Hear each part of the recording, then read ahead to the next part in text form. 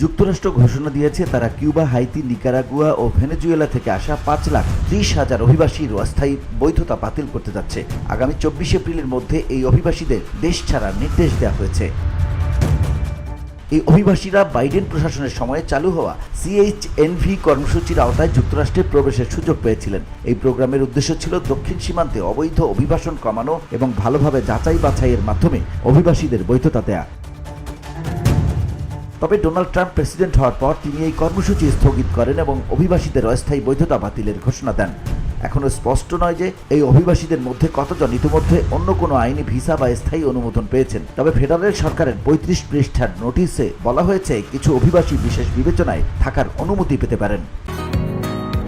বসুন্ধরা, উত্তরা, বনশ্রী, কুড়িল ও বাড্ডা সহ রাজধানীর বিভিন্ন স্থানে অভিজাত ও অত্যাধুনিক মানের ফ্ল্যাট কেনার এক নির্ভরযোগ্য প্রতিষ্ঠান pleasant properties limited.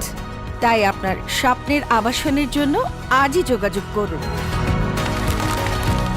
Pleasant properties limited, where destiny matches eventually. যুক্তরাষ্ট্রের স্বরাষ্ট্র নিরাপত্তা বিভাগ বাইডেন প্রশাসনের অভিবাসন নীতির সমালোচনা করে বলেছে এই কর্মসূচি ব্যর্থ হয়েছে এবং এর ফলে আমেরিকান শ্রমিকদের ক্ষতি হয়েছে। সংস্থাটি দাবি করেছে এই অভিবাসীদের কারণে চাকরির বাজারে প্রতিযোগিতা বেড়েছে এবং অপরাধের হারও বৃদ্ধি পেয়েছে। এদিকে রাশিয়া ইউক্রেন যুদ্ধের কারণে যুক্তরাষ্ট্রে আশ্রয় নেওয়া 2,40,000 ইউক্রেনীয়র ভবিষ্যৎ ও অনিশ্চিত। ট্রাম্প প্রশাসন তাদের বৈধতা বাতিলের বিষয়ে চিন্তাভাবনা করছে।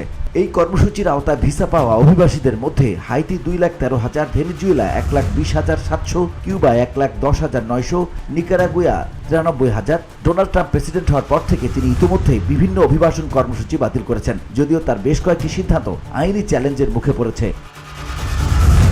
VOD Bangla news desk.